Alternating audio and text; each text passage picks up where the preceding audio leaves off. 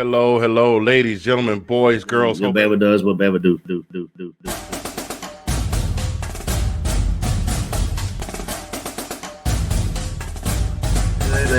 They were giving Alabama like Alabama was this. If Alabama didn't lose their two Does stars. not show up that day, Dude, or was it you watched the same? systematically? It's offense more like I've noticed it's more of a passing. Hey, who knows? It might have been, might have not been. Who knows? But then again, that's what I call it football. I mean, Oh man, that's definitely going on the blooper hey, you reel. do that voice, I think of Norbert.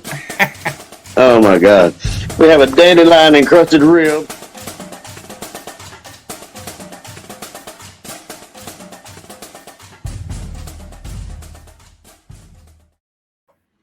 Hey gang, what's going on? How is everybody doing? How you doing? How are you doing? How are you doing? All of you in the back and way up in the cheap seats. Those of you that are watching at home got us on the big screens. If you're watching from your phones, if you're watching from your janky Cricket phone with your 3G connection that you got to go somewhere with the Wi-Fi and watch, thank you for tuning in. It is another episode. That was a long intro of this week. Yeah, so they make 3G phones anymore. I don't even know, bro. They probably don't even boot up no more. They just like they turn them on and just like, bruh, go to T-Mobile. Go see Lily. Welcome to this week in the SEC football season 2, episode number 6. We thank you for joining us. I am your host, one half of the team, Mr. Fingaz from Zagna Central, and that fella over there, the brother from another mother, the sexy mother Hubbard, the ace of base in the place, in your face. It is my favorite part of the game. My brother Collin P, what's going on, man? My man. What it is, showbiz? How you been, my brother? Not my man. You will steal that one from Big Dog, huh? No. My man. Look, I'm getting ready to isolate that right now and send it to him. I got you. My apologies. The shout out to our homie Jordan, aka Agent 23, doing big things on the professional softball circuit with Easton.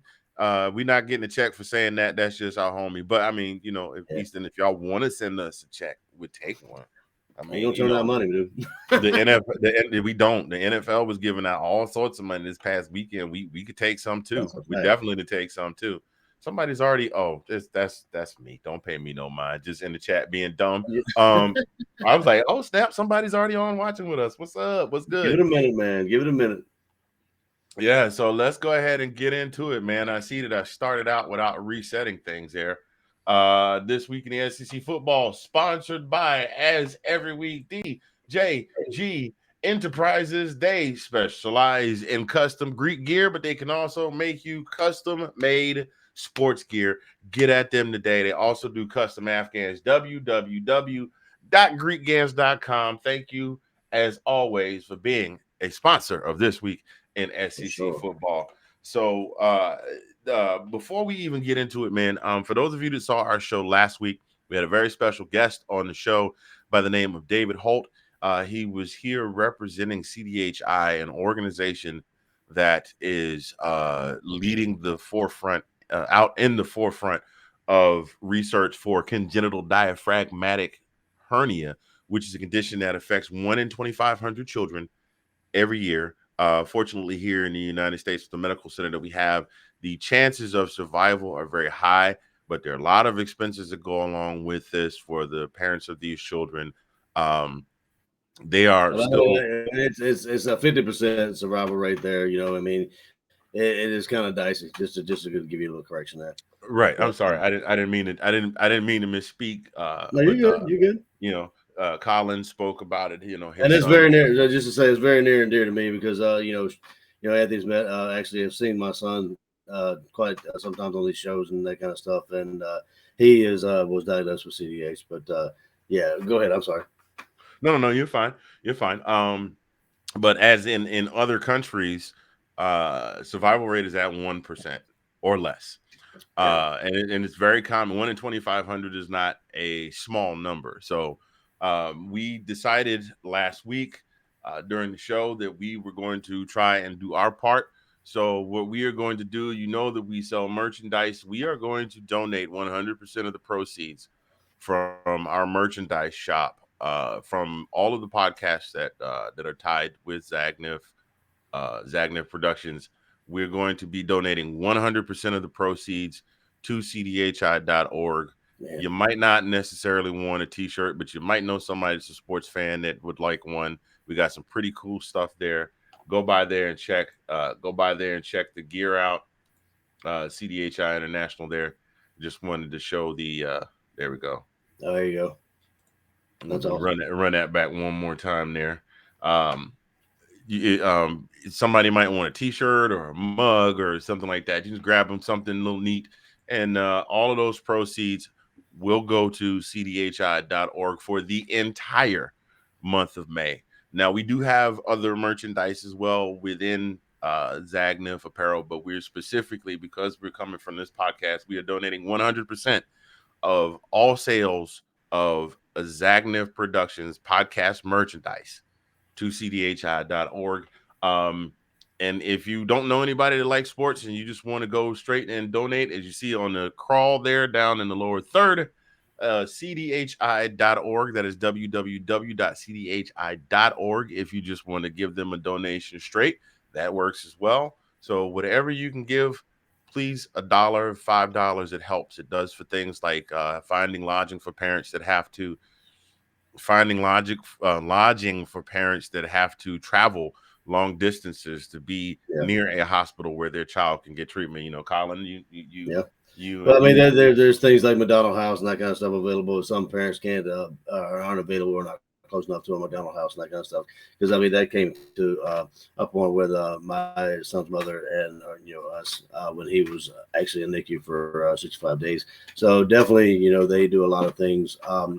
Like Dave said last week, with the care packages, the care bags, with bibs, with all kind of baby stuff that you normally don't really think about. You go to Target or whatever to pick up, but they have embroideries. Like I said last week, my mother was involved in embroidering anybody's name or kind of like a CDH ribbon or any kind of that stuff that would be included in the bibs, and then pacifiers, all that kind of stuff that comes with a newborn baby.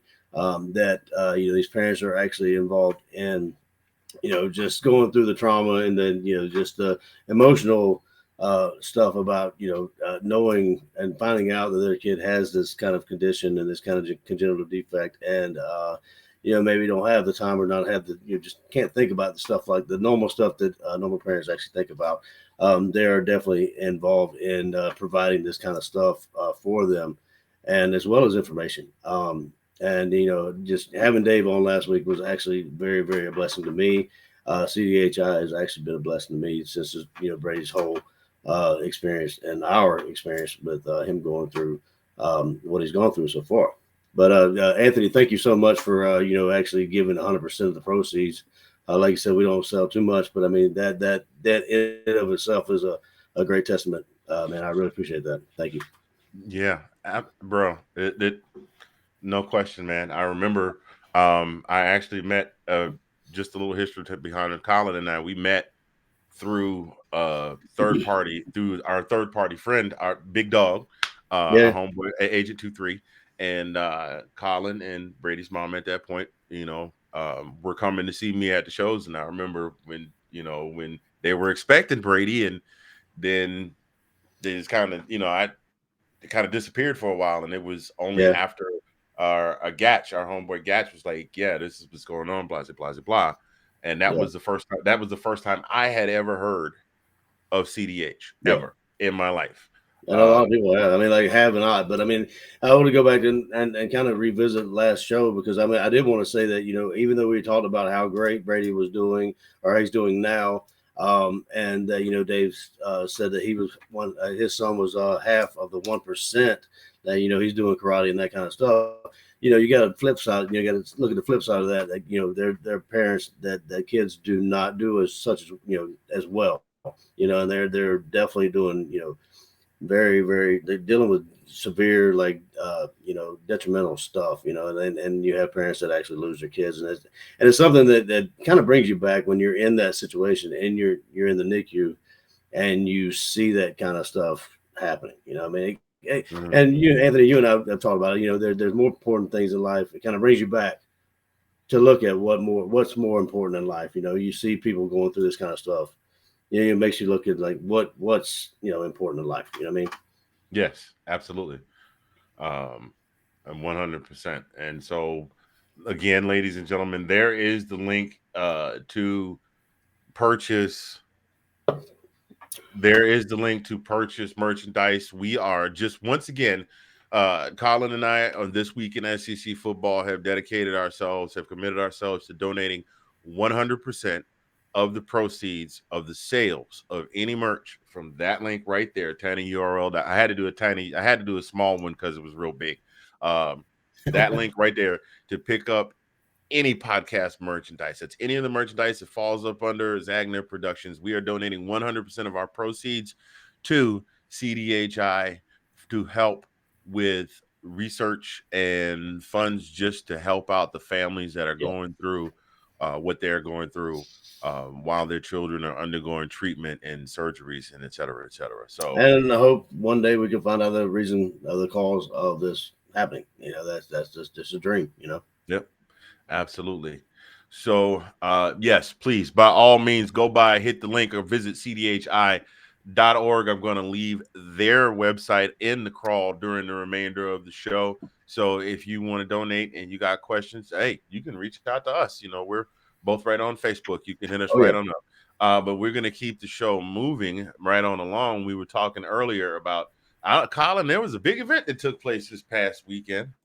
There was one, but you know what? Normally, I'll be honest with you, I don't really pay attention too much to the NFL draft, but I had kind of a special reason to pay attention this year. You know why? As did I. And if you're just now watching us for the first time, welcome to This Week in SEC Football. I'm Mr. Fingaz. That's my man, Collin Peter, brother from another.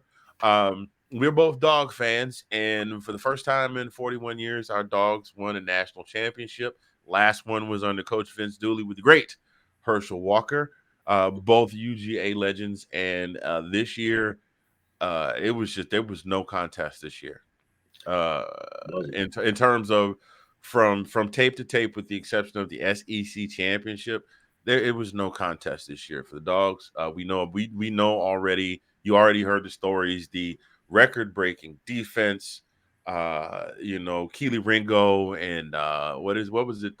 What was it? Third and Ringo. That's what we call it. Third and Ringo. Yeah. Third and Ringo, yeah. Third and Ringo, rocking the baby to sleep, the last sack to close the game, all of it. And so it was highly anticipated that a goodly number of dogs would go in the draft this year. So we had 15 guys. I say we, like I'm part of the program. Hey, we invested time, bro. I mean, I feel like, yeah. You know what I'm saying? I cry when you lose. Hey, over 4 decades of fandom should count for something, right? Yeah, that and 2 nickels to get me a seat right outside the gate on game day on Saturday. You're fans, all of the rest of the folks. Go grab a hot dog from one of the tailgaters. Go Dogs. So anyway, we had 15 guys in the draft, and all 15 were drafted. There was not one dog left behind. George Bush Sr. would be proud. There were no dogs left behind. At the end of the initial 7 rounds, all 15 dogs were drafted. We'll go over the draft picks. Where they went and how they placed a little bit later. But it was a record. Hey, you know when you have a good day at the draft when your punter gets drafted? Oh, yeah. Oh, yeah, because punters normally wind up going as undrafted free agents, or they go real late in the 7th round. Yeah, Goggles did he get drafted? Yeah, he got drafted too. He did get drafted, right? Yeah, but that kid was too good to not get picked up. That's very true. Yeah, that's very true. He was too good to not get picked up. He missed like one field goal all season. Yeah, but he set a record in the Rose Bowl against I guess Oklahoma, was it? And like it was I don't know what it was, a 57-yarder or something like that. Yeah. Around Yeah, I had a ritual every time he would kick. I would hold it up, and then when the ball went up and went through, I was like, "It's good." That was my whole ritual. Oh man, I might steal that from you, bro. Yeah, that was my thing. Let's respect. That was my thing. Respect the Respect. specs. That's right. Boom, That's right. done. So not only did Georgia have 15 players drafted, we'll get back to them in a minute. The SEC overall completely dominated the draft. I think the question is over about where the chunk of the talent is. I mean, there's talented guys playing all over college football. But I think the question with D1 is concerned, at least this year, where the talent was, it's no contest this year. 65 players total drafted from the Southeast Conference, 15 from Georgia, and we'll break those down in a minute. 10 from LSU, 7 from Alabama, 6 from Ole Miss, 5 from Tennessee, 4 from Texas A&M and Kentucky, Florida, Arkansas, and South Carolina. Now, what does that tell you about the level of talent? When South Carolina is in a rebuilding season, because it's their first season with a new coach, Arkansas had a great start to the season and then kind of fell off a little bit. And Florida, the wheels completely came off their season this year. Yep. Each of those teams still got 3 players. Mississippi State had 2. Missouri had 2. Auburn came in tailing the pack with 1. Vanderbilt didn't have any, but I honestly don't think guys that go to Vanderbilt really go to play football. with the intent to play NFL football. Yeah, right. And one thing I saw, Anthony, at Texas, as they're going to the SEC or what have you, they had 0. They had Texas had absolutely 0 draft picks. Yep. But now here's the thing: the one that got me was their guy Cameron Dicker. Dicker the kicker. I'm surprised she didn't get picked up because that kid's got a booming leg. His leg is. I would venture to say, and it hurts me to say it, I would venture to say his leg is stronger than Rodrigo's leg. Really? Okay. And they call him Dicker the kicker. I mean, he broke a record. He kicked the field goal that beat us in the Peach Bowl that year, right? Which didn't make me very happy. But I mean, the kid's a phenomenal kicker. I mean, he wound up getting picked up as an undrafted free agent. But I was surprised nobody snapped him up in the last 2 rounds, like somewhere at the bottom of the 6th or the top of the 7th. Yeah, now that you mentioned that, I wouldn't even think about him. Yeah, that surprises me as well. But I mean, just to see Texas have absolutely 0 pickup, I mean, that surprised me as well. Oh, absolutely, man. But 0, zippy. You could take 0 from 0 and still have 0. That don't make no sense. Nothing from nothing leaves nothing. Right. You got to do something. Anyway, that's a whole different. Eddie, but don't tell me nothing. Don't get me started. We try to keep this PG. Hey, I know you want to leave me, but I refuse to let you go, Lily. If I had to beg and plead, do the symphony. That's right. I got you. I'm right there. And scene, we're back. But this actually had me beg the question. So there was a player that went to Texas that made this profound proclamation at the end of their game. Is it still true? We're back.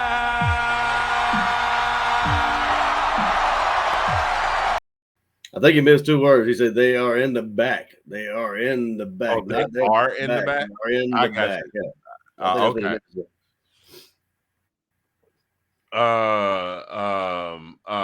Because I'm sorry, I got a message here that I need to look at in a minute. Oh, you good?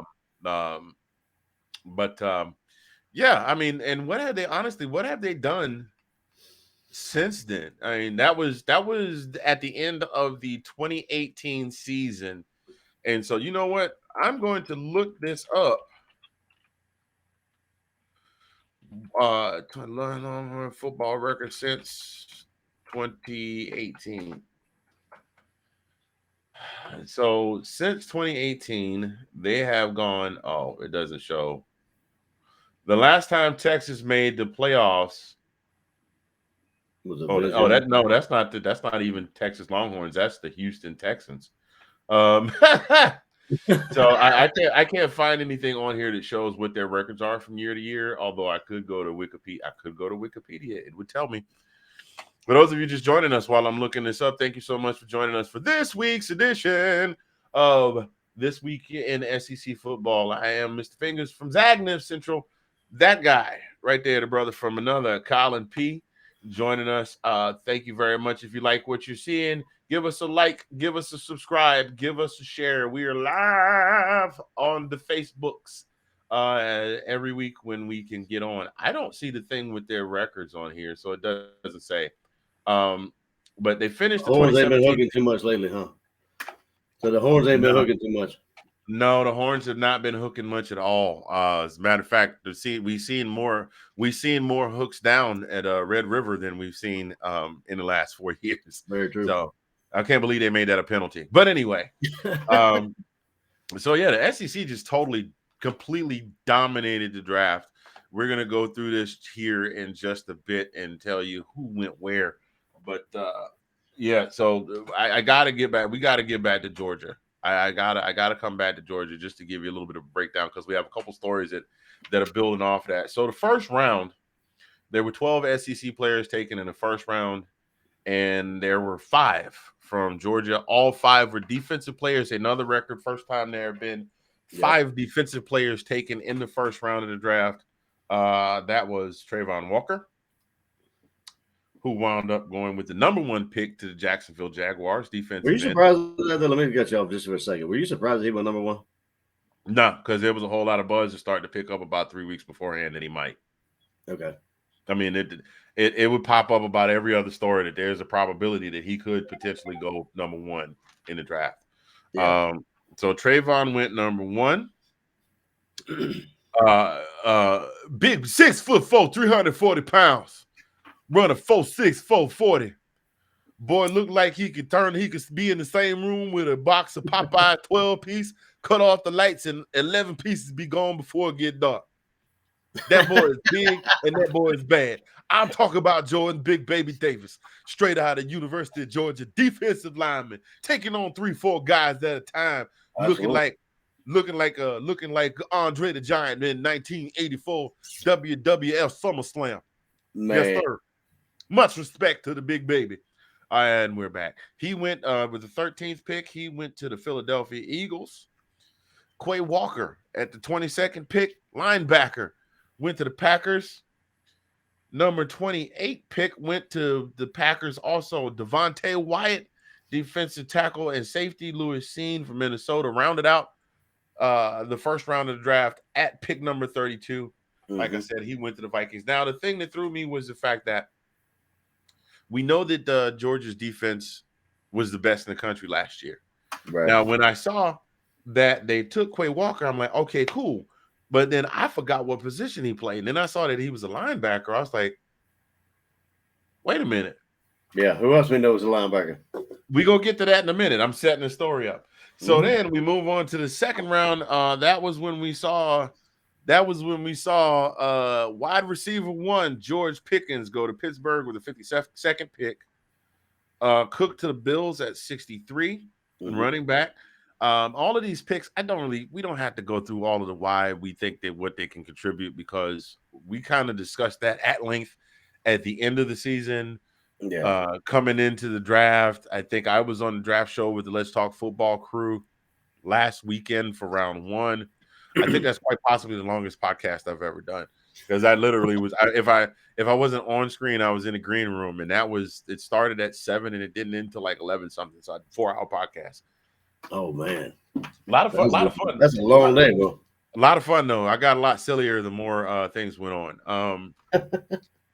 Let's see. So then we get to the third round, and with the 83rd pick, the Philadelphia Eagles select linebacker, field general, physical engineering major with a 3.7 something GPA,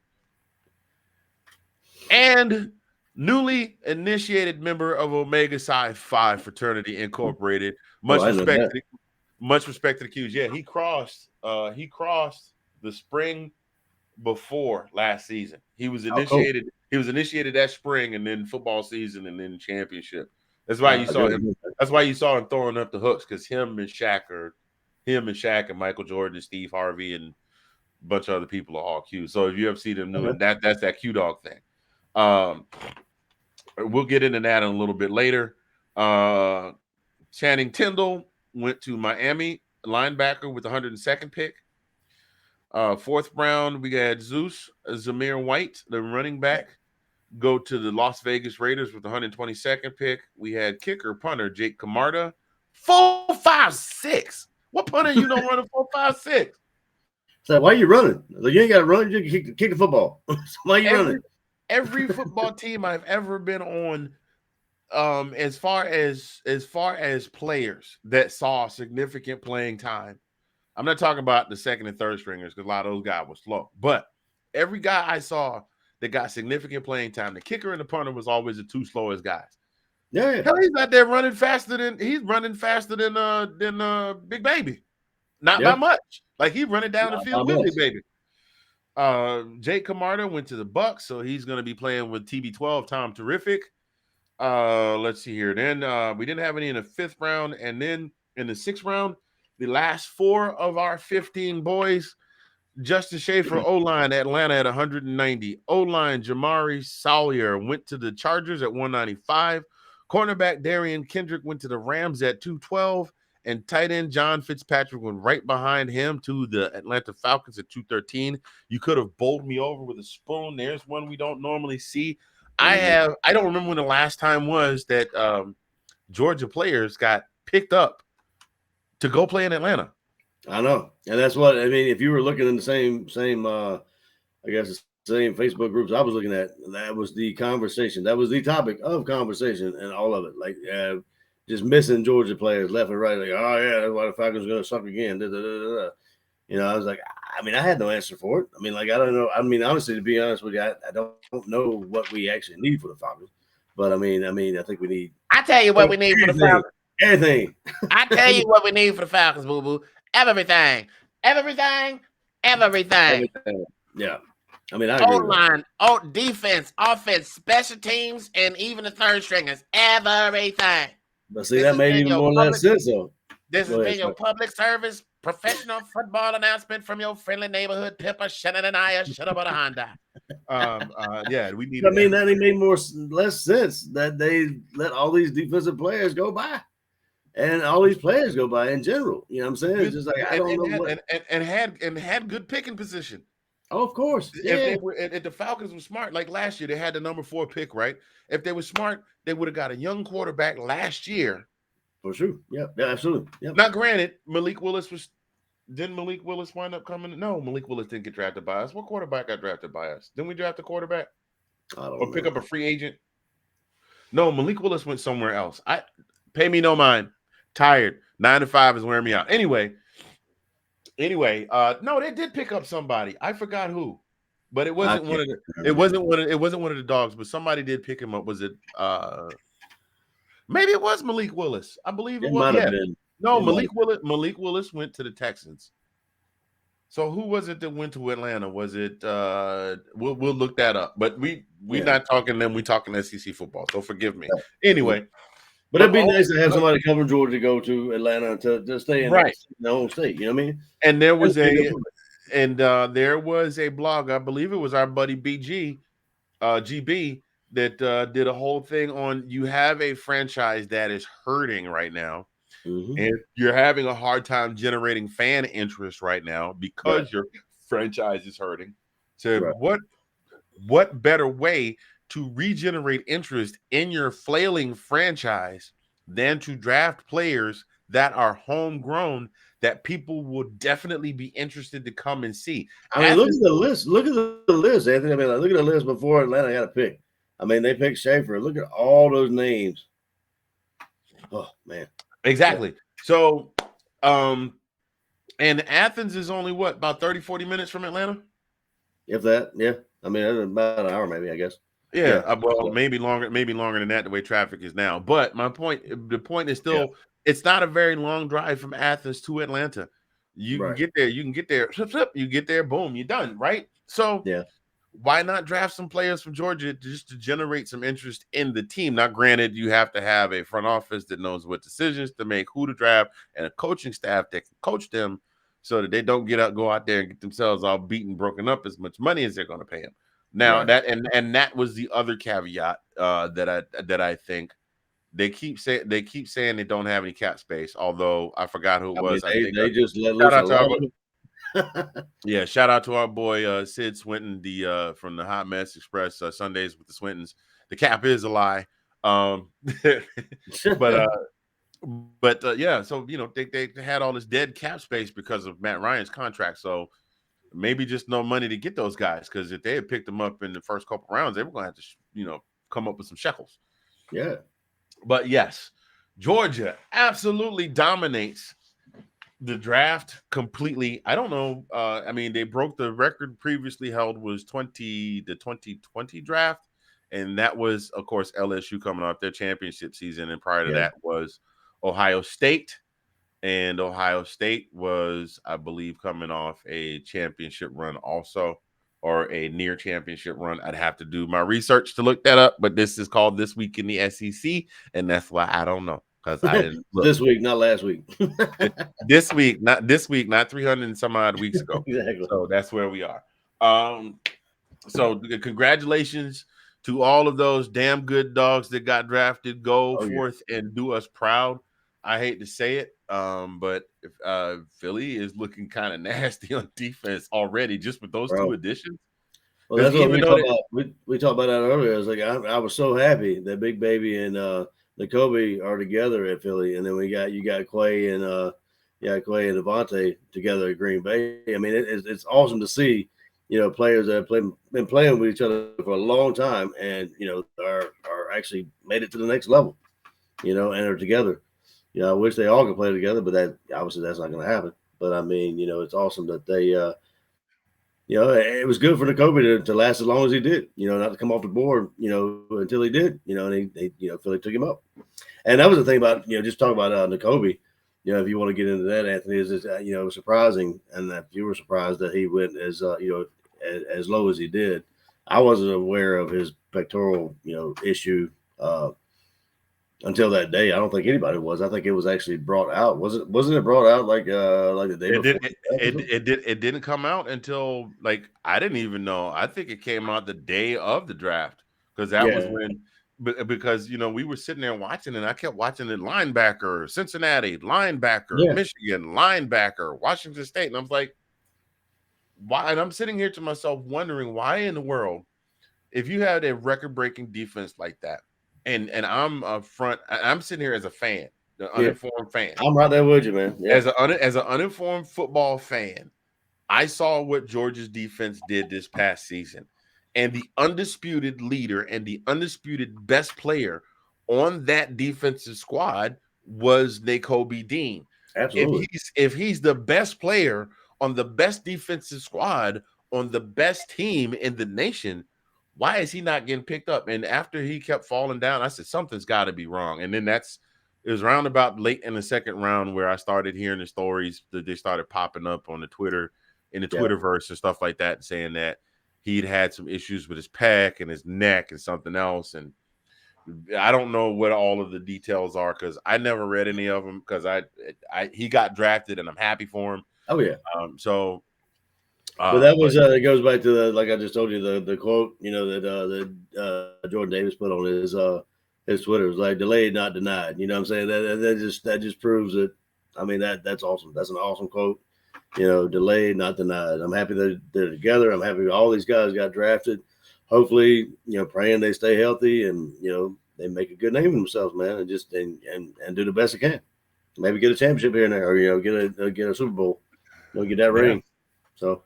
Yeah, it'd be nice to see some guys from the championship team final, because I don't think there's any. I think Kevin Butler was the only player off the 80 team to get a ring, because he wound up going to Chicago.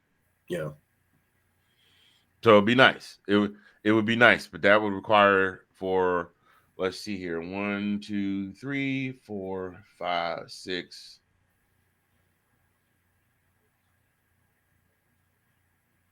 7, 8.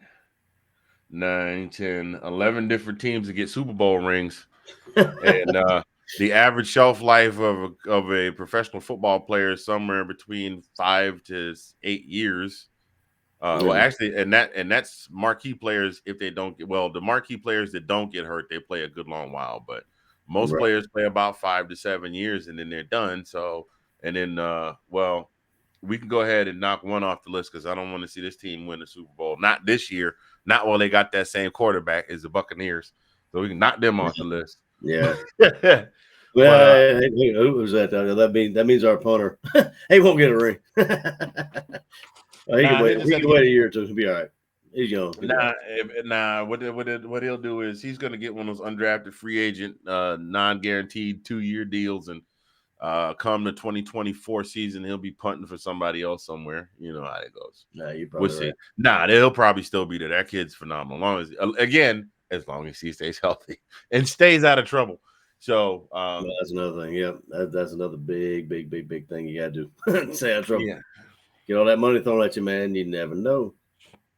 Yeah. So I wasn't sure. I wasn't sure what was going on with Nakobe, but when it finally came out, it made a little bit of sense. But I'm amazed at number one, how long they managed to keep all of that under wraps, because that's the kind of stuff that normally comes out during the And now it kind of makes sense. Like he didn't participate in the combine.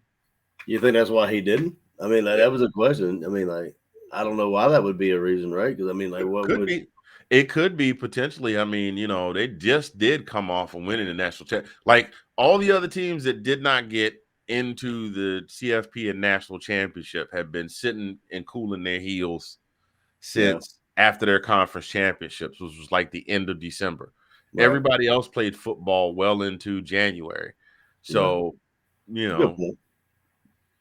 it could have come out. But let me tell you something. If that kid had anything hurt on him, I didn't see it week to week. I hate to see what he's going to do. I hate to see what he's going to do after he's now been done playing ball since February, and the pro season doesn't start till September. I hate to see what he's going to do with a good 7 months of rest and recoup. I mean, they're going to be having training camp and stuff soon, but man. Well, that goes into kind of what I was going to say. Like, I don't know if you were trying to segue into here, but I just kind of questioned, like, a lot of these guys, let's just say the top five. Like, you got Trayvon, Jordan, Quay, Devontae, Scene, and let's put in Pickens, and let's put in Devontae. Not Devontae, Nakobe. Mm-hmm. You think they'll see time right off the bat? You think all these guys will be, like, on the field right off the bat? I definitely think the first rounders are going to see some playing action. It depends. Of course, it depends on what they show the coaching staff in training camp. But the money that they're going to have to pay to them top five that got drafted in the first round, they're going to be playing, because there's no way in hell that Shad Khan is going to let his coach let Trayvon Walker sit on the bench for God only knows what he's going to get paid a year. He's not going to get any less than 15 to 18 a year. Yeah, I'm with you on that. Yep. Big baby's gonna make linemen don't make that much, but Big Baby's gonna make probably 5 or 6 a year. Yeah. Pickens is gonna easily make. He'll get a 7-figure contract. Now I don't think he's gonna play right out the break. Yeah, that's the kind of conversation we had last week. You know what I'm saying? Like he's still kind of nursing his leg, that knee and whatever. If they were smart, they'd kind of let him rest just a little bit longer. You know what I mean? Yeah, because you're investing a goodly amount of money in a kid that you want to stick around at least through the end of his rookie contract, and after that, if he's serviceable. So, as a GM, I wouldn't have that kid running out on the field. No, most definitely not. Now the thing with him is, we know he's got a little bit of a hot head. Now that he's got this fat check in his pocket, if he winds up not playing, is he going to sit at home? Is he going to behave? Is it going to be an AB? Is he going to be, Is he going to behave, or is he going to be the one that they're picking up drunk in the club for drunk and disorderly, or drunk driving, or God knows what?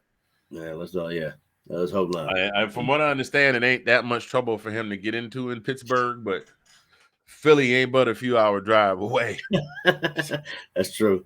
But there's talking about Jordan Davis. I don't know if you saw that. I guess there was the put a bold former NFL scout released this video not too long ago saying that Jordan Davis is going to be the biggest bust coming out of this year's draft. And he proceeded to go down the line and just basically disrespect Big Baby on everything, all of his accolades that he did. And I was taken back. I was like, how? I said, all right, so it makes me understand why you're a former NFL scout. You know what I mean? Right. You know, it was just kind of weird to hear him talk about it. I mean, obviously, you know, everybody's got their downfalls. Everybody got their shortcomings. Okay, I get it. But, I mean, from what he's done the past couple of years, especially last year, you know, especially. I mean, yeah, I don't know how anybody could, you know, say anything like that. You know what I mean? Well, number one, the problem there is you're talking about a guy who was a former scout, and you're talking about a guy who was he was a scout for the NFL at some point. So all they had to do, whether he was good or whether he was bad, because we don't know the names of any NFL scouts like that. Like we know head coaches' names, we know owner and GM names, we know player names. We don't know the name of the assistant to the assistant weights and conditioning coach. We don't know the names of their scouts, like team scouts or league scouts. Right. So all this guy has to do is say, okay, he's got creds. Remember, somebody was asking for my creds last year. What's your creds? All he has to do is put former NFL scout behind his name. Like that all of a sudden makes him a genius guru. Right. Listen, Albert Einstein was wrong every now and again too. Oh, absolutely. Stephen Hawking messed up on I'm pretty sure Steve Jobs and Bill Gates and Jeff Bezos was not always a rich ball guy. Jeff Bezos started off selling Amazon to sell books out of his garage. How about Elon Musk, the new founder of new CEO of Twitter? I mean, I'm sure he messed up a time or two. Yeah, you know what I'm saying? The first time I tried to do a podcast, I jacked it up. So every NFL, just because you're an NFL scout, I would love to see the list of guys the list of players this guy scouted that made it to the league that did something.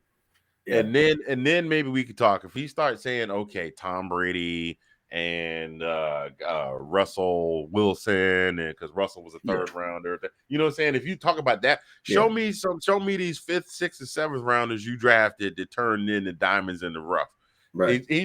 We won't know anything about what any of these guys are going to do until they get on the field. And that was my point. Actually, that was my point. Actually, is like all these people are making all these speculations where there's nothing even to be seen yet. I mean, they even taken the field yet, not even touched the grass, not even between, you know what I mean? And always making these kind of assumptions, whatever. But I mean, I'm sorry if you have to get 3 people to guard my man. I mean, I'm sorry, I don't foresee him as being a bad player.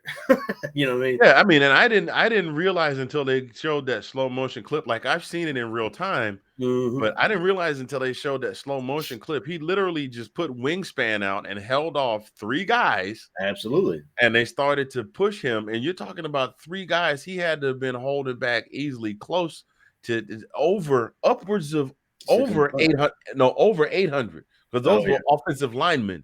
Yeah, you're right. He upwards of 800 pounds, maybe close to 9, and he's just standing there holding them. And when they moved him a little bit, he just kicked back with that right leg and dug in. It's like, nope, you gonna get this work today. Like his whole goal was not to rush. His entire goal was not to rush passers, and his goal, the whole reason he was on the line was to stuff up holes and keep people from running plays on his side of the field, or stuff up holes so that the second tier, so that stuff up holes so the linebackers can get in there and shoot those gaps, and things of that nature. Yeah, that's what he was there for, and he did that better than anybody else in the Division I this past season. No, I agree with that. That was one of the points of this former scout, is like he didn't get it to the backfield. I was like, dude, I mean, that wasn't his job. His job was to create chaos, you know, so somebody else could get there. So Nakobe get back there. I mean, like somebody else could get back there. You know what I mean? He was to fill the holes. His job wasn't to get – if he got there, great. But that wasn't his number one priority. You know what I'm saying? Well, here's the kicker. When he decided he was going, you better look out because he was going to get you. Yeah, you wasn't stopping him. That's for sure. Yep. So we're going to keep this thing moving along. Those of you that just joined us, or welcome to This Week in SEC Football. I'm Mr. Fingaz. That's Collin P., the brother from another. We want to thank – we can't go another further without thanking our this segment sponsor, sponsored by Envision Social Media, giving you the power to empower, create, and sustain your social media platform. You need help getting your social media platform together, not getting enough hits, not getting enough likes, can't figure out the algorithm. Holler at the folks at Envision Social Media today. That is www.envisionsocialmedia.com. Thank you for being a sponsor of This Week in SEC Football. Also, ladies and gentlemen, do not forget, for the remainder of this month, a whole month of It's Gonna Be May, we are giving away. We're not giving away anything. We are, excuse me, I got so excited. Look, I said giving away, and as I almost got sick. Ooh, bring that back in. We are donating all the proceeds from our podcast merchandise shop. That is tinyurl.com/ZA podcast merch to the CDH International. I keep wanting to call them the CDH Foundation.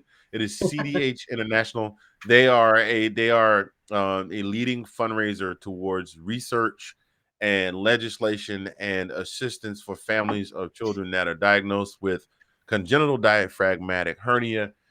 If you don't want to visit the shop, you can visit, as you see in the crawl down there, cdhi.org right there, and you can donate. That's funny. I said that it actually looked like you were looking at it, reading it while it was going by. I was looking at it. I was like, all right. Yeah, but we were talking NFL draft. We were talking about that for a little bit here. Just want to mention some of the notables that got picked up from some of the other teams. We did talk about Georgia. With Alabama, you had Mechie and Williams. Mechie went number 44 to Houston. Jameson went number 12 to Detroit. Boy, he did not look happy, did he? No, he didn't. Correct me if I'm wrong, man. I'm lunching a little bit, but he's the one that messed up his knee against us. Jameson Williams hurt his leg in the national championship. It was the national championship, right? That was him. Yeah, Mechie was the one that hurt his leg in the. Maybe I got him back. Yeah, because one hurt going downfield, right downfield, the center of the field, where he caught the ball and he came down wrong. Right. Yeah. One got hurt in the SEC championship. The other one got hurt in the national championship game. So evidently, his injury was not all that bad if he got drafted by the NFL. Well, no. Yeah, you see me? You hear it, right? You hear me? Maybe, yeah, but we were postulating that maybe somebody Nakobe doesn't know where the bodies are buried. He's the one that buried the bodies. Sure. So that's why he didn't get drafted. You see where I'm coming from, though, right? I mean, Yeah. You got two players that had major injuries that got picked up in the first round. Or one in the first and one in the second. Also, Brian Robinson Jr. We have sang his praises. He plays for Bama, but we sang his praises all season long. The kid's a stud. The kid is a hard worker, hard charger, very determined. He got picked up by the Commanders with the 98th pick, and our buddy Sean couldn't have been happier. Welcome to Washington, Brian Robinson Jr. Keeping it moving. USC Junior, as we like to call them, University of South Carolina. Edge rusher Kingsley Inagbare, I got it, went to the Packers with the 179th pick. I can't read my own handwriting. I practiced it, so I know how to. But then when I went to look at it, I'm like, I was like, I can't even read the letters. I wrote them so small. With LSU, we know DB cornerback Derek Stingley Jr. went to the Texans with the third pick. He's going to get paid. Cha-ching. Linebacker Damone Clark went to Dallas. He was the SEC's leading tackler last season. Now, granted, our defense shut people down, but the leading tackler in the entire conference came from LSU. The reason that Clark dropped so low, they said he had spinal fusion surgery, so he's going to wind up having to probably sit out most of the first season. But they didn't. He was a player that they couldn't pass up. So, Kentucky wide receiver Wandell Robinson, who was he was pretty studly. He caught most of the passes. He caught most of the passes in the game that old Wesley Gaines had to come on and give your boy an apology. For that talking all that smack about beating us in Athens. He went to the Packers with the 179th pick. He went to the Giants with the 43rd pick. Cornerback Kaiir Elam went to the Bills with the 23rd pick in the first round. Missouri, their running back Tyler Beatty went to the Ravens with the 196th pick. Arkansas, I like that. I mean, they had 3 players get drafted, but none that were really notable. Their most notable players they had were the running back and the running backs and the 2 quarterbacks, and none of them were eligible for the draft this year. Mississippi State offensive tackle Charles Cross went to the Seahawks with the 9th pick. A&M had O-lineman Kenyon Green with the 15th pick to Houston, and Isaiah Spiller, the stud running back, went to the Chargers in the 4th round. Auburn did not have any notable players of note. They did have 1 player drafted. Ole Miss, Matt Corral went to the Carolina Panthers with the 94th pick. Good. Hey, look, the Panthers say, well, if we can't show up our offensive line, we need to have a good backup quarterback. And running back Snoop Connor, who I was surprised did not go earlier, went to the Jags. So then over here, we also had from OU, even though they're not SEC, they will be in a couple of years. Their outside linebacker, Nick Benito, went into the 64th pick in the 2nd round to the Denver Broncos. And their running back, Kennedy Brooks, who I'm personally a fan of. I live here in Oklahoma City. I got to watch and listen to a lot of the games on the radio. I mean, the kid is he's just like Brian Robinson. He's a hard charger. He just puts his head down. He's a hard runner. He's going to have to learn the adaptive style. He can cut and slice. It's just Big 12 football is you don't have a lot of room for cutting and slicing. You know what I mean? Right. Not in this day and age. But he was an undrafted free agent to Philadelphia. And this team is not SEC, but this team was the darling of the media last year with their absolutely incredible Cinderella run. Now, granted, they weren't in a Power 5 conference, but they took on all comers and they knocked them out. And I think they only lost 1 game the whole season. That's the Chanticleers of Coastal Carolina. Their tight end Isaiah Likely wound up getting picked up with the 139th pick. And that, ladies and gentlemen, is everybody that got picked up in the draft, SEC-wise and other. Congratulations to all the players that got drafted, to those that are still negotiating undrafted free agent deals. Wish you the best of luck. Looking forward to watching you guys play on Sunday. Can't wait. I can't wait. I'm not gonna know what team to watch on Sunday now. I might have to spring for Sunday ticket just so I can watch all the dogs play at some point. Yeah, I mean, when Trayvon was actually picked by the Jags, I'm like, all right, well, you know, Jags are the way they are right now. I mean, there's several teams. I mean, us included, the Falcons included. I mean, they're rebuilding. They ownership. You want him ownership. To go to a good team. I'm just saying, ownership. You want him to go somewhere that where he can flourish. And I was happy to see him go number 1.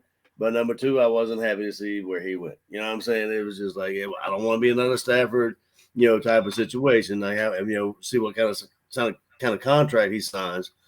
You know what I'm saying? If it's a lucrative, I mean, money's money. Don't get me wrong, but you sign like an 8, 9, 10 year deal. I mean, not that he will. I'm just saying you want to make sure that things are on the right, on the up and up when you do that kind of stuff. But you know what I mean?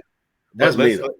But let's roll the tape back about 25 minutes ago. Remember what I said? If you have a franchise that's floundering, what's the best thing you can do to help that franchise, at least to bring some people in?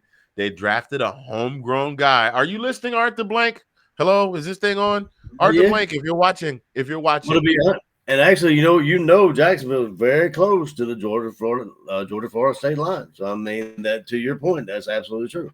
So, I mean, he did go to Georgia, and he's close enough to Athens. You know what I'm saying? He is he's a Jaguar. There's so many people in my hometown that actually, root for the Jaguars instead of the Falcons. You know what I mean? They're right there by the line.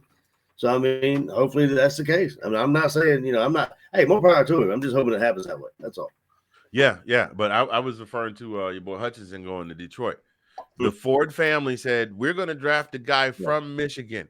That means that people that root for Michigan, which is most of the people in the state of Michigan, most of the people in the state of Michigan, with the exception of those that root for little brother Michigan State, will be either watching the game to see what he does or coming to the game to see what he does. Because right now, he is now the new darling.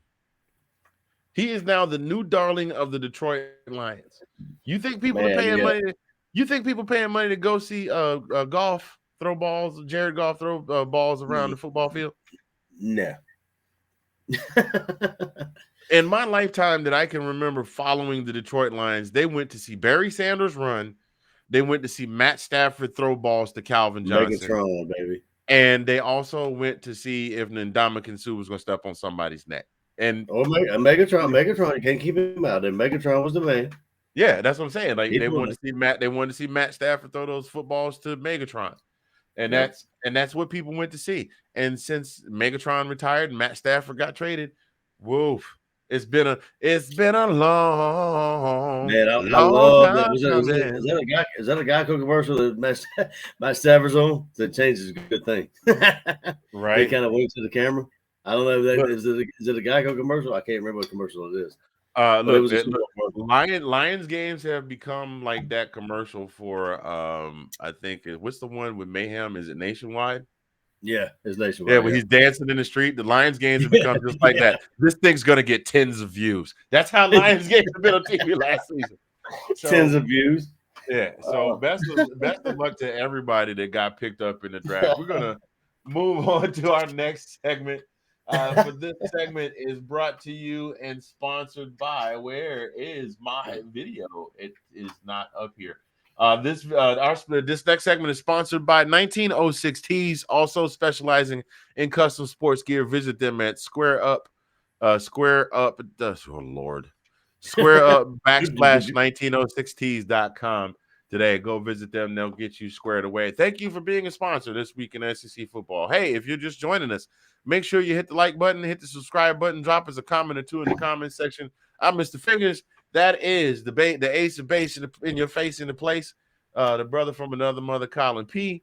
I did that one already. That's not the one I want to talk about. So you know that there's a lot going on in the sports talk community.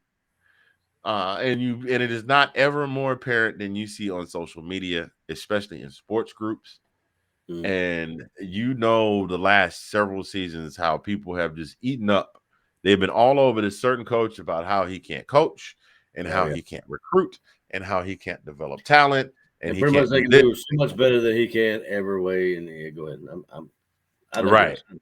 Well, this past January 31st, as of this past January 31st, that coach not only did all of the above, he also won a national championship, became the first assistant of Nick Saban's to beat Nick Saban in a national championship.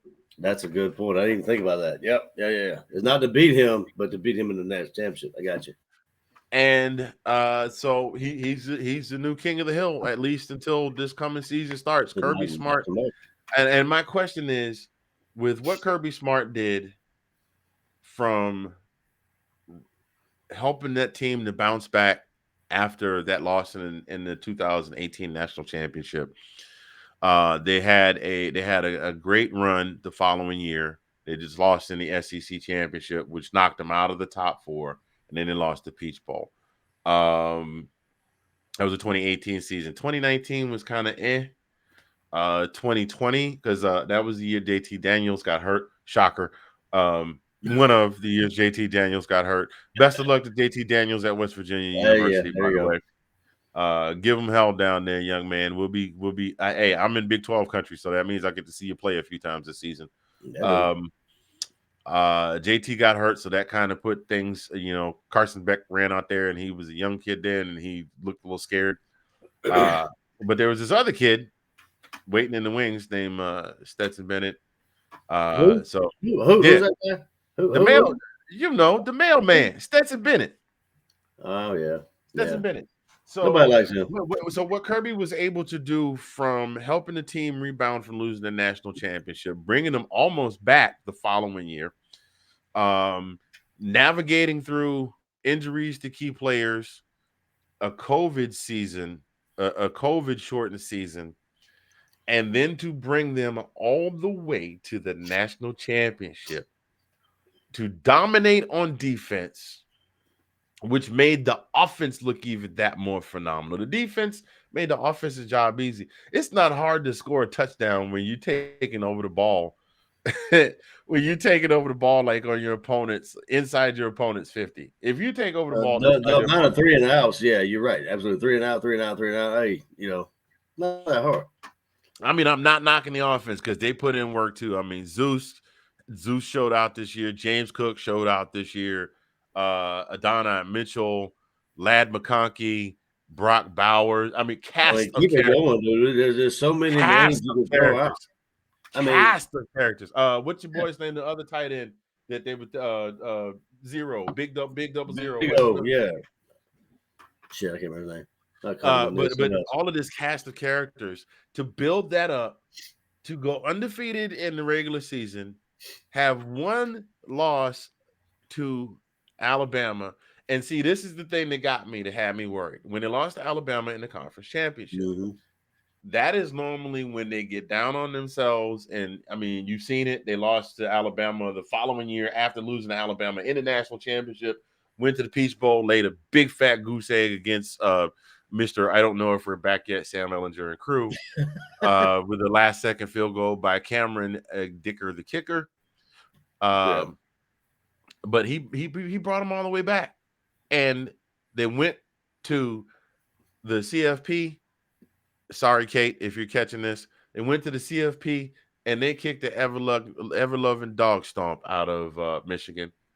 Michigan, who was the most dominant team in the second most dominant, the first most dominant team in the Big Ten this past season. And Ohio State was more dominant, but Michigan made the dominant Ohio State team with a Heisman Trophy candidate quarterback look like a bunch of toddlers.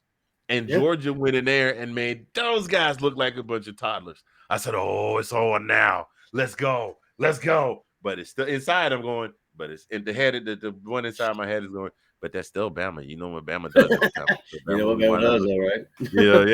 Yes. And we do know from past experience, we know very well what our dear friends from Tuscaloosa does. Bama does what Bama do.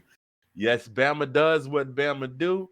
And by the way, they did. It's attention. They did what they did, and they did exactly what they did. They did what they do. But this time, instead of falling over, we said we gonna hit you back. It was like this. See, Anthony, the thing is with this team, I mean, this right here should show you and everybody else and me. It did show me this, is that there was no quitting this team. Like there was nothing. I mean, you had a great defense. There's no doubt you had a great defense. You had Nakobe, which was a leader. You've seen him on the field, like telling everybody like where to go, where to position themselves, and do here. Look at you missed this, you missed that. You saw him telling everybody what to do. And on the offense, even though you had a fifth year or whatever walk on quarterback, you had this guy, and I said this so many times, and I still believe this. He had so many times that he could have just rolled over. He could have, like you said, Anthony, he could have just said, Coach, I'm done, bro. I'm done. Can put JT in there. He's better than I am. He's a 5-star. You got him for a reason. But he didn't. He came back, and he actually came. If he made a mistake, he actually capitalized it in the next championship game, which I'm talking about. He didn't look well, and he didn't look good in the SEC game. And that whole game still, to me, just it just messes with my mind a little bit because, I mean, the offense on Alabama never looked that good. The defense on ours never looked that bad. So, I mean, it was just a thing to me. I'm going to tell you something. We will never know that we could live to be 150 years old, and we will never know if that was I mean, I don't want to say it's a conspiracy theory, but I mean, at the same point, it looks stupid. It looks crazy. I don't know if it was jobbed up or not, or maybe just maybe old Saint Nick, old Saint Nick was he was like, all right. But bar none, what I'm saying is like that team was a 100% cohesive. I think that team was the best team Georgia's ever had. I mean, I'm saying like 1980 was great. I'm glad we won that championship back then. But as far as the offense, defense, I think that was the most complete. Yes, the team was complete, and you used the adjective that I was going to throw out there, cohesive. Yeah, that's the word I'm going to use for the day, cohesive. Because if you got anything bad to say about the University of Georgia Bulldogs, I am diametrically and systematically opposed to you opposing them being cohesive. But yeah, I mean, wait for it. After a while, I'm gonna have this whole three-way conversation. It's gonna be Shaq and Stephen A. and Shannon Sharp. Oh my God, I want to see that. Let's go. I was saying, I went to the game. Always was the biggest person in the room. I met Big Baby. I met Big Baby. He said to me, "It's a pleasure to meet you, Shaq." His hand was bigger than my whole head. You know, my head looked like a giant milk dud. Q-Star till the day I die. Room, Papa John's Pizza. I got in my Buick. I drove off. Shaq, nobody understood a word you said, Shaquille O'Neal. I don't know why you sitting here. Stephen A. Smith, first thing is you need to let your mustache grow back out. Stop having somebody cut it for you like that. Oh my goodness. Look, oh, you better stop it right now. Shaquille O'Neal just sat right there, Stephen A. Smith. He sat right in that chair right there and told you. I'm done. Hold on. Oh my God. Then you gotta throw in a little bit of dandelion across the rib from Norbert. Oh, the man of many voices. Oh my God, the man of many voices. Look, if y'all missed any, if y'all did not watch the show today, y'all missed that. I couldn't keep that going. Man. I mean, he sat right over there. Shaquille O'Neal, 6'8", 4'12". Shaquille O'Neal just roasted Stephen A. Smith. Stephen, I'm gonna tell you. I'm gonna give you a number. You gonna go over there. You gonna see my man. He gonna tell him Uncle Shay Shay sent you for Club Shay Shay, because you can't be sitting in Club Shay Shay with your hairline running up on the back of your head. Look like the I'm a little teacup if you lay on your back, and just look like a teacup full of chocolate milk.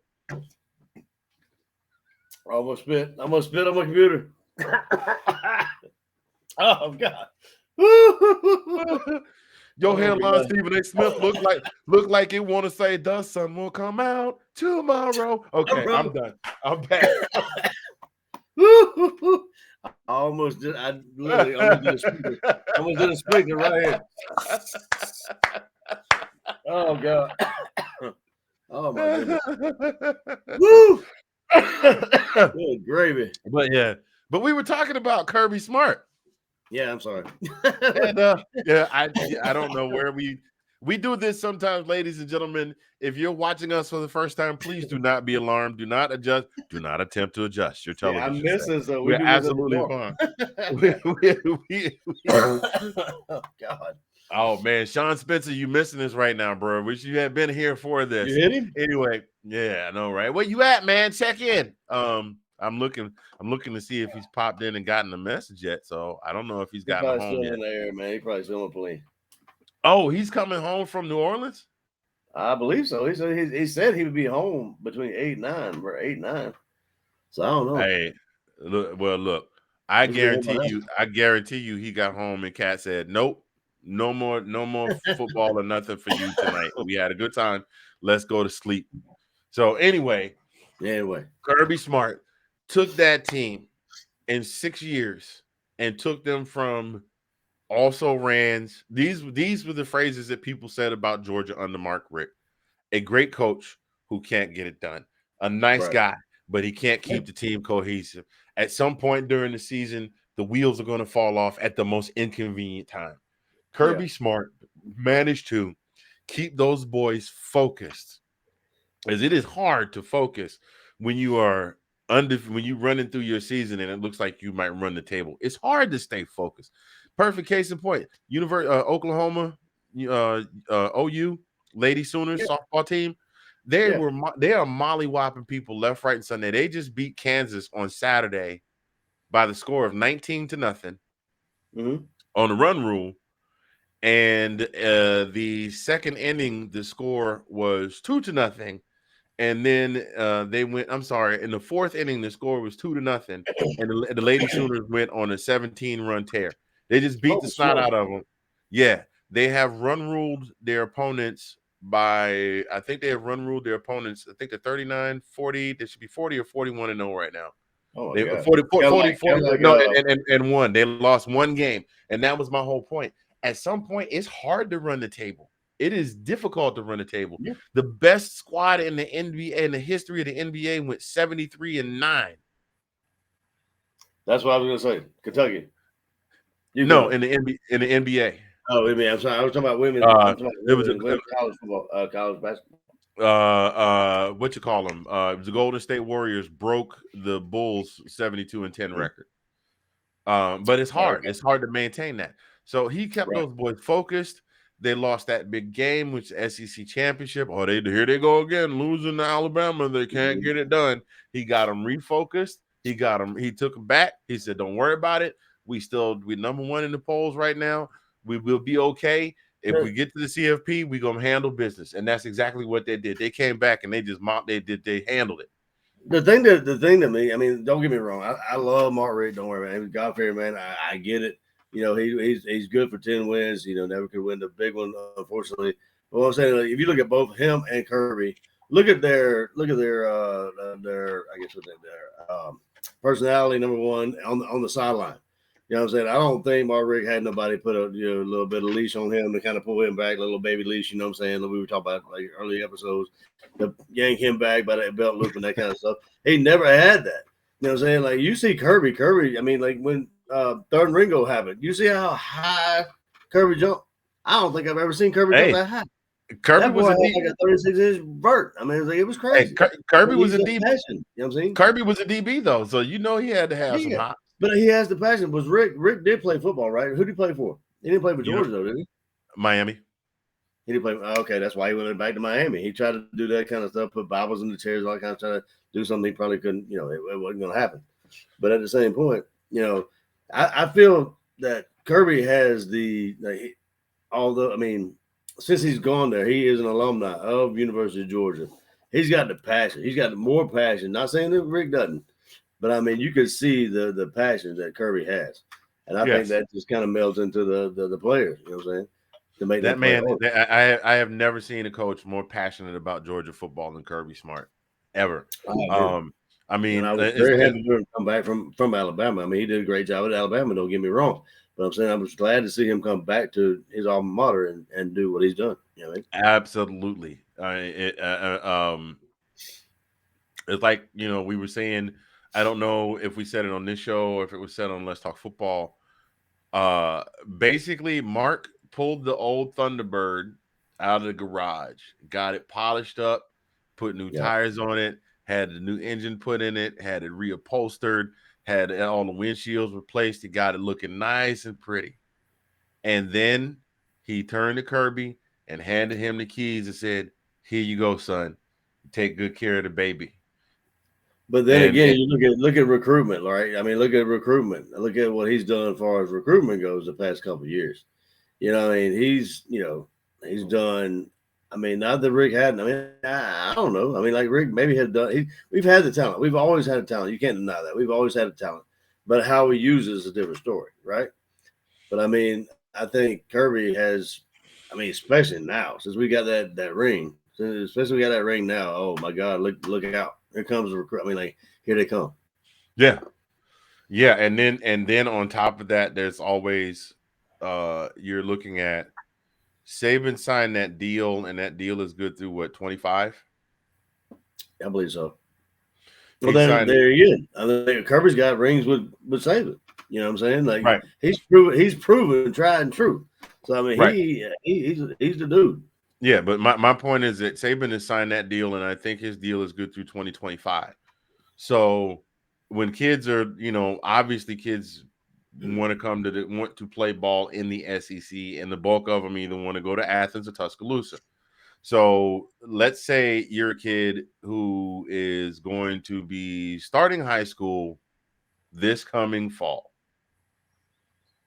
and you know that the greatest coach in the history of Division I NCAA football, quite possibly, is going to potentially be retiring by the time you get to college. Right. Where are you going to go?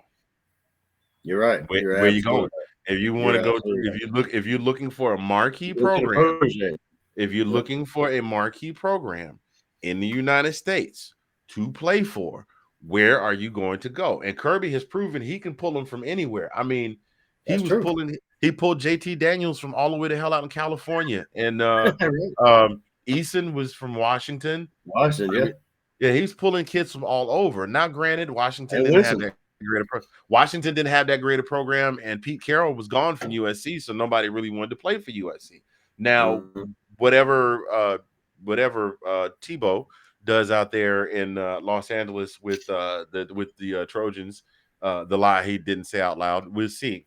But I don't think he's going to affect recruiting that much, not for the first couple of years, because he's not going to turn them around this year.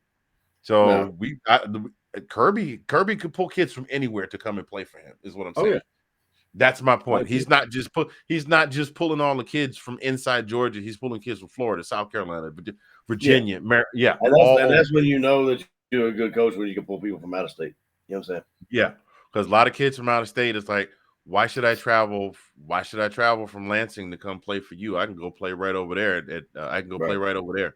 Or even if I don't want to play for here or go play at the Horseshoe, I can go play at Happy Valley. Why do I want to come down there? And then again, you look at Kirby, and like Kirby is a protege of the quite possibly the best coach in college football. You know what I wonder? I wonder if all of Saban's other proteges who are coaching college ball somewhere are pissed that Kirby was the one to get it first. I don't doubt it. I don't doubt it at all. I bet because you know how you get. Who was it? Who was it? A&M? Who was the coach of A&M? The first one, not the first one to beat him. Fisher. But it was the one that beat him. Fisher. Yeah, Jimbo. Yeah. Jimbo beat him that year, right? Jimbo beat him. Yeah, Jimbo. He beat him like week 3, week 4. It was the biggest upset of the season. Right, and then we beat him in the national championship. So I mean. That's a good question. I have no idea, but at the same point, isn't that good position to be in if you're Saban? I mean, like, you have people gunning for your ass because you are that good. You know what I'm saying? Right. I mean, you've got to give props to your, the coaches that coached under you, that you actually, that you're proteges. I mean, like that's testament to him. I mean, I'm not down on Saban by any stretch. I mean, honestly, until Kirby, overtakes him, he's going to be the greatest coach of.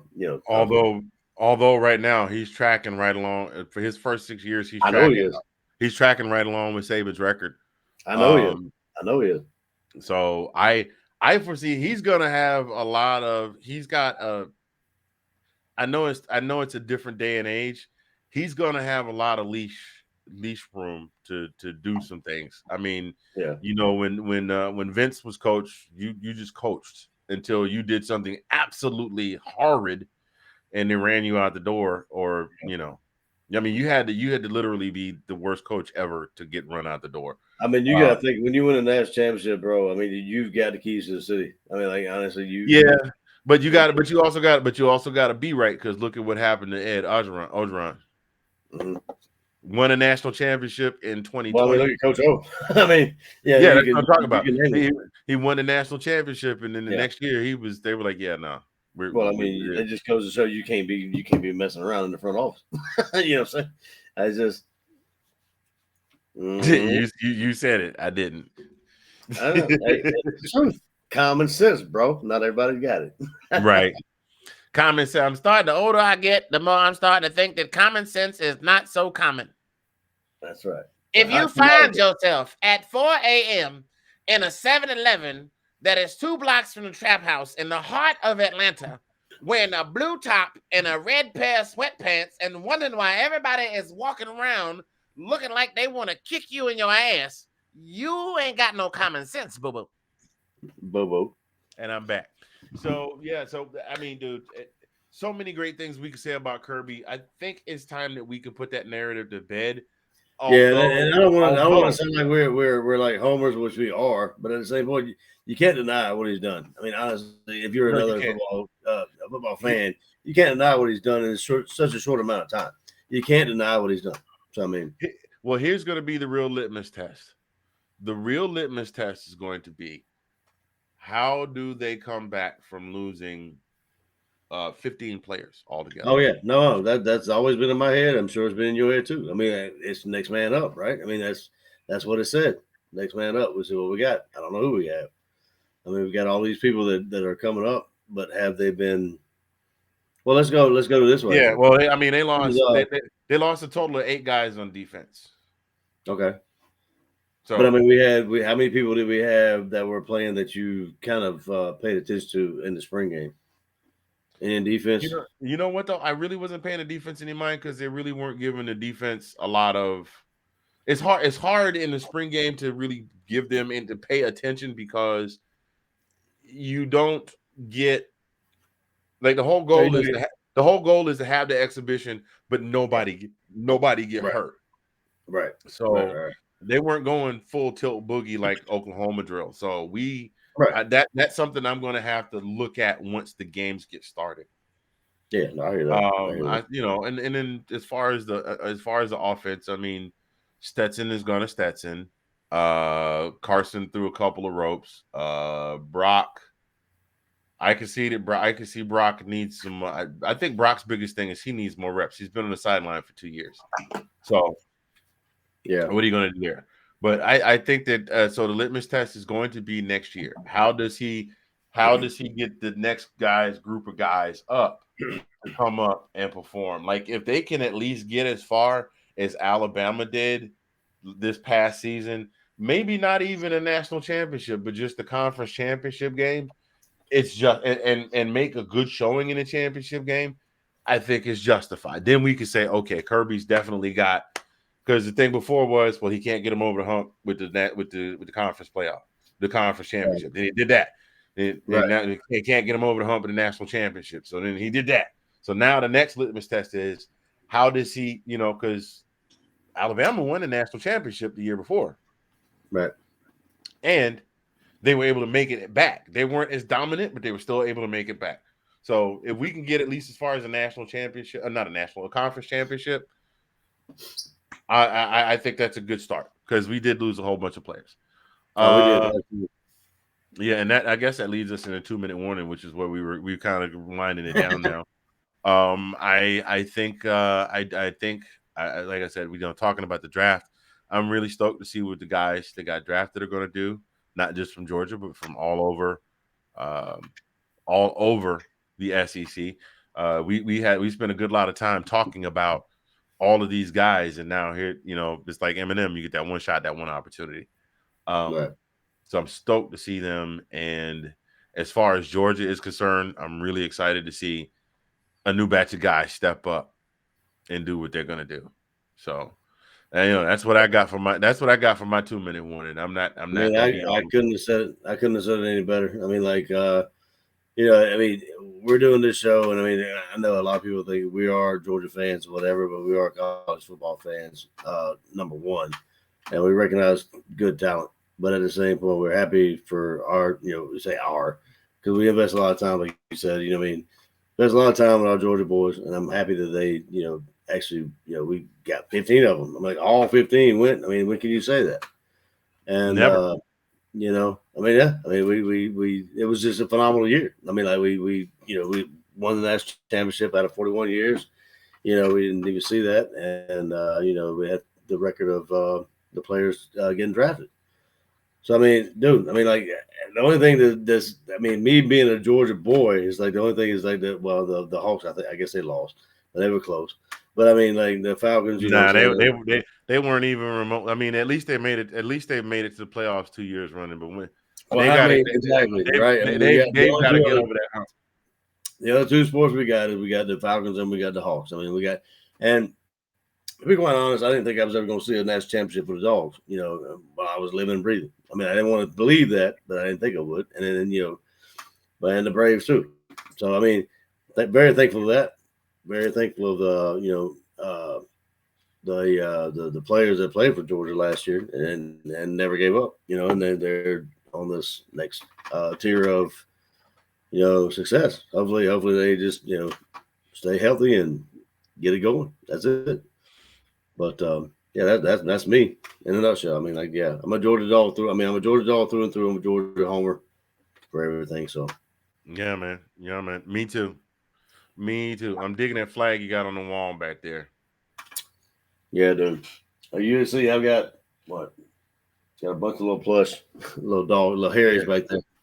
Yeah, I'm talking about the one over the other shoulder. It's nice the way they put it together. Yeah, because it's got the dog G, and then it's got the Braves A at the end. So we need like four of them. We need like four. We need the Hawks and the Hawks and the Falcons and the Braves and the Dogs. Nah, don't put the Falcons on there. We had to get them this up. They got some work to do. They've been relegated. They've been relegated to the little kids table at Thanksgiving. So very true, my friend. And you know what's funny? I think I told you this before, but like I didn't even get into hockey until I moved up here. And the everybody's a Caps fan. Oh yeah, I watched the Caps, and I was like, I want to be a homer. I was like, this was a long time ago, and I was like, does Atlanta have like a hockey team? And it was the Thrashers. It was Atlanta Thrashers. Yeah, we had it. And then they got sold off to Winnipeg, and I was like, as soon as I found out who they were, they got sold off to Winnipeg. I was like, well, damn. All right. Yeah, What's His Nuts referenced them in What's His Nuts? Ludacris referenced them in the song that he had. Said we some ATL Thrashers, Atlanta to Savannah. We come through harder than a tsunami disaster. Oh my God, you are KJ. You are karaoke DJ.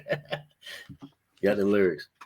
Yeah, it was him and UGK and what song was that? Else. Oh, UGK too? I don't know UGK or somebody else. It was Georgia. There's a song. There's a song with the sample from Ray Charles of Georgia in it.